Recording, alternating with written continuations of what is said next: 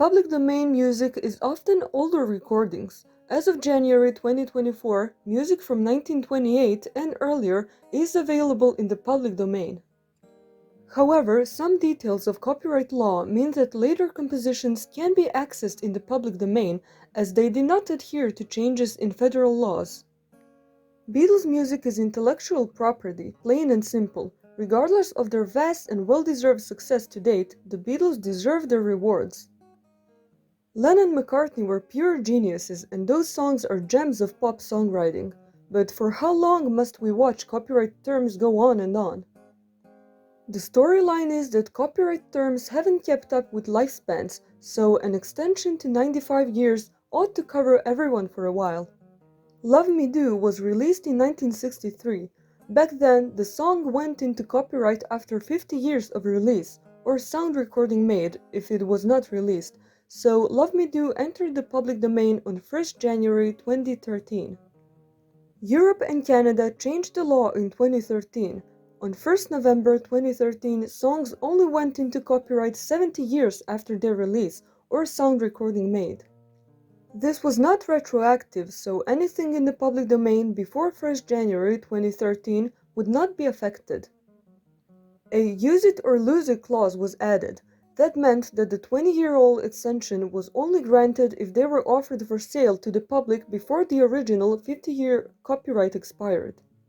So back in 2013, Sony and Universal Music rushed out unheard Motown and Bob Dylan releases, probably packaged in special edition albums, to extend the copyright.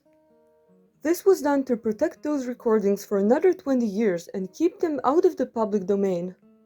This was also done with a number of unreleased Beatles demos. Theoretically, every outtake or alternate take or unreleased track recorded from 1962 to 1969 that has not been released officially on Anthology, the 2 BBC albums, and the deluxe album box sets, as well as the iTunes The Beatles Bootleg Recording Sessions 1963. 50 years have passed since their recordings, so they are considered in the public domain. But it's a common misconception that as soon as a song is 50 years old, it falls into the public domain. This isn't the case. The law in most parts of the world, and definitely in the UK, is that a song doesn't enter the public domain until 70 years after the death of everyone credited with its composition. So Love Me Do and almost every other Beatles song won't enter the public domain until 70 years after Paul McCartney dies. Even on songs Paul had hardly any hand in writing, like John's later Beatle compositions, he still gets credit for thanks to their songwriting partnership contract. Lennon was assassinated in 1980, so those works expire in 2050, or would if not for that rule about 2064 being the primary.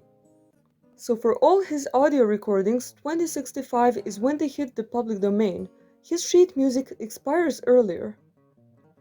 95 years for stuff from before 1974 and life, plus 70 after, as mentioned above.